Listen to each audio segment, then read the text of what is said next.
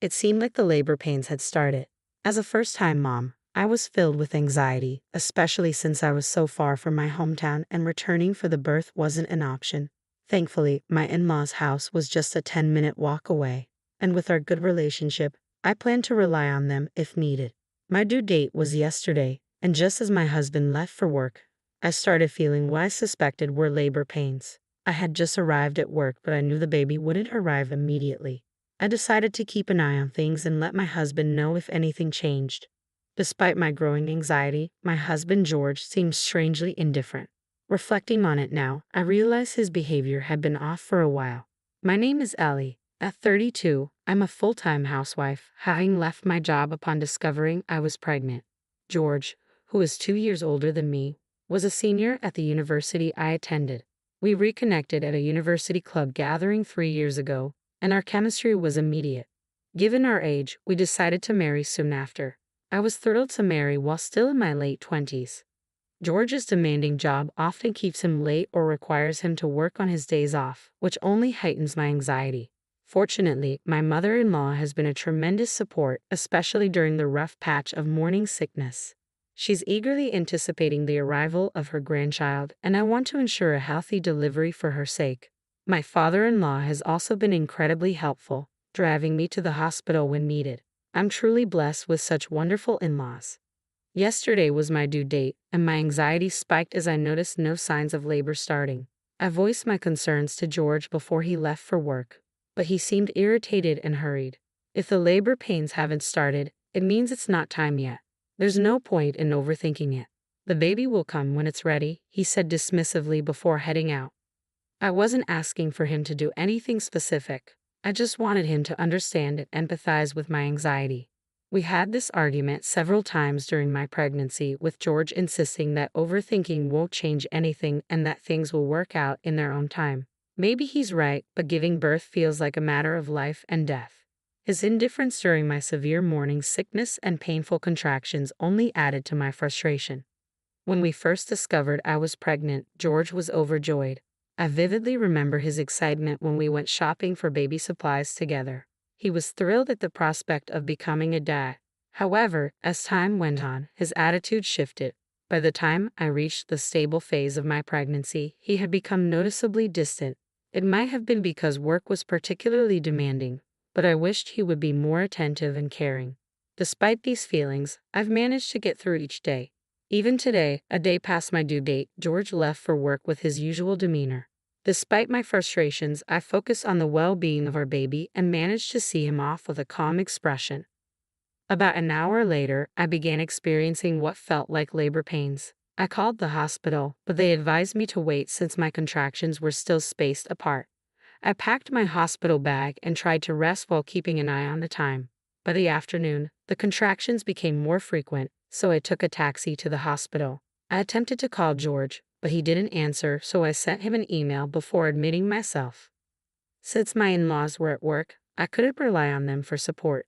From that point on, all I could focus on was enduring the intense pain. It was excruciating, and I felt utterly alone and anxious, nearly passing out from the discomfort several times. George finally arrived at the hospital in the evening, but to my dismay, he seemed to have been drinking. Really? Of all days? When I mentioned I was in labor, he brushed it off, saying, "I had a sudden drinking party, but I only had one beer." He seemed almost proud, as if having just one beer was something to be commended. It drove me crazy. What? Even one beer is still drinking? You reek of alcohol. Don't come near me like this. Just leave. Between the sharp belly itches and the stench of alcohol, I could hardly think straight. Fortunately, a nurse came in and promptly escorted George out, leaving me alone once more. I spent a restless night, and before I knew it, morning had arrived. It seemed the baby was about to be born soon. After moving to the delivery room and waiting for a while, George eventually came in, looking like he had sobered up. I wanted to ask, what does he want now? But I was too exhausted to even speak. Finally, my son was born safely. Despite the near overwhelming pain, I felt a profound relief when I heard my baby's healthy cry. When the nurse handed my son to George, he hesitated but took him in his arms. As I vaguely thought, "So he's a dad now," George made an outrageous comment. "He doesn't look like me at all. Whose kid is this?" Saying that, George handed our son back to the nurse. I was stunned and glared at him, unable to make sense of what was happening. "Get out," I said firmly, despite the pain making it difficult to speak. George left the room without a word. What was he thinking? How could he act like this? I was too angry and drained to dwell on his behavior, focusing instead on the situation at hand. My son was taken to the nursery, and I was moved to my room. Though I was seething, exhaustion eventually overtook me, and I fell asleep without realizing it. The days flew by as I focused on caring for my son during my 5-day hospital stay. George visited occasionally, but since we were in separate rooms, our time together was brief. My mother-in-law came to pick me up when I was discharged, while George reportedly went back to work. She seemed unaware of George's earlier behavior and showered our baby with affection, constantly remarking on how cute he was. My father-in-law, who had left work early, also came by to help. With them looking after our son, I was able to get some much-needed rest. I was deeply grateful for their support. In the evening, while my mother-in-law was preparing dinner, George came home. I greeted him with a welcome back, but he responded coldly and without warmth. As soon as he entered the living room, he pulled an envelope from his bag, completely ignoring our son. With a smirk, he called me over. "Ellie, I need to talk to you." I was already irritated by his demeanor, but what happened next was even more shocking. George pulled out some documents from an envelope and shoved them in my face. "I had it tested. The baby isn't mine, so we're getting a divorce. This proves your affair." I let out a stunned gasp, and my mother-in-law's cooking came to a halt. My father-in-law, who was holding our son, froze in disbelief, staring at George. Despite the stunned silence that filled the room, George looked utterly smug. When my son was born, I couldn't shake the feeling that he didn't resemble me at all. Out of curiosity, I decided to secretly have a DNA test done. When the results came in, George insisted we review them together. He handed me the document, which was filled with complex terminology and numbers. I zeroed in on a key sentence. "The tested individual cannot be excluded as the biological father." "George, cannot be excluded means I'm the father, right?" "What? Do you have zero reading comprehension?" George replied with a calm smirk.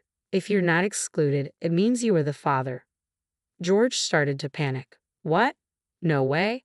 As I recalled the events of the birth, my anger flared up again. "So all those accusations were because you suspected me of cheating."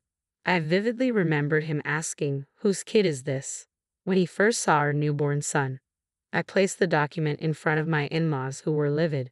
"George, how could you do this to Ellie while she was going through so much?" They scolded him. As his parents reprimanded him, George began to make excuses. "Well, the office is full of men, and she often went to drinking parties. She came home late some nights, so naturally, I was concerned." I felt a surge of irritation at George as he glanced at me while speaking. "I reported every drinking party to you, and you even picked me up when I was going to be late, and still, you doubted me." But George continued to act as if he were in the right. "Well, I've read about people raising their partner's child on the internet. A coworker suggested I get a DNA test." "Oh, I see. There's probably no point in discussing this further with him," I thought.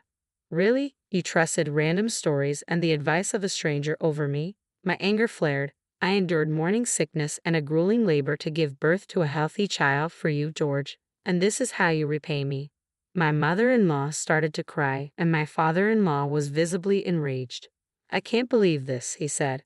As I angrily knocked the documents from George's hand, he fumbled to pick them up, accidentally dropping his bag. To my shock, something unexpected fell out. "What's this?"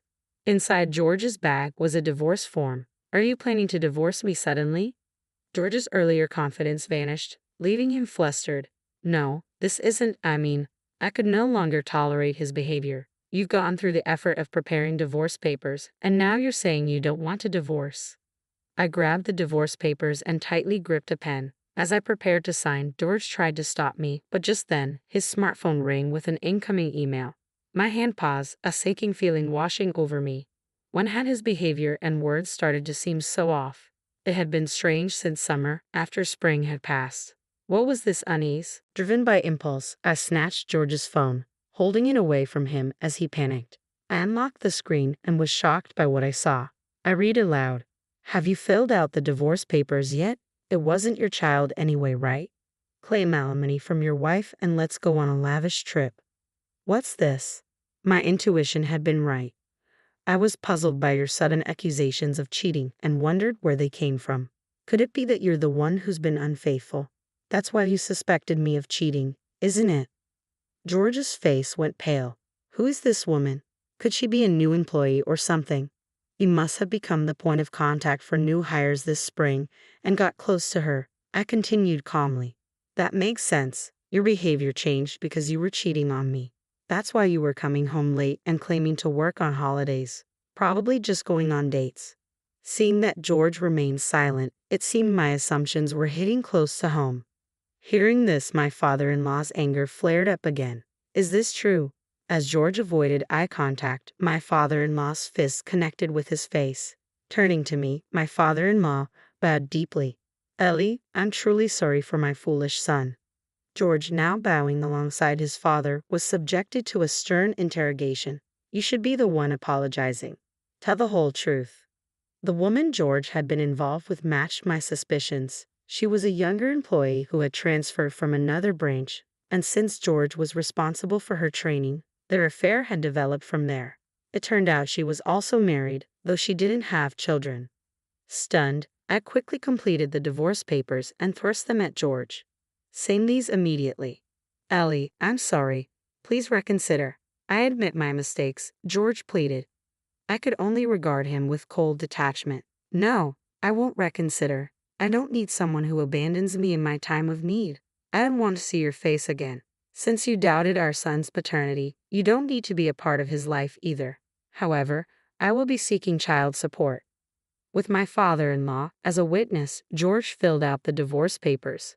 We also discussed alimony and child support. During this time, my mother-in-law, who had taken our son away temporarily, returned. She silently handed something to George. Confused, he opened it to find an old photo album. Inside was a picture of a baby who bore a striking resemblance to our son. It looks just like him. There's no way he's not your child, my mother-in-law said coldly. These are pictures from when George was born. He resembles our son exactly. George's shock was evident, but he doesn't look anything like me. He began to make excuses. At that point, my patience snapped. If a newborn baby looked exactly like you as an adult, wouldn't that be unsettling? Clearly from the photo, it's obvious that this child is yours. No, it's not that. It's just that everyone kept saying it. I believed it from the start, George stammered. Liar. If you truly believed it, you wouldn't have demanded a DNA test. You're always shifting the blame. Take responsibility for your actions. You neglected your pregnant wife and had an affair. That's a fact. And now you're letting your mistress sway you, ducking your wife, and conducting a DNA test on your own child. Is there any sincerity in any of this? No. I was suffering while you were unfaithful. I'm not so generous as to forgive such betrayal. I let loose on George without pausing for breath. Despite his constant apologies, I couldn't find it in me to forgive him, and we proceeded with the divorce.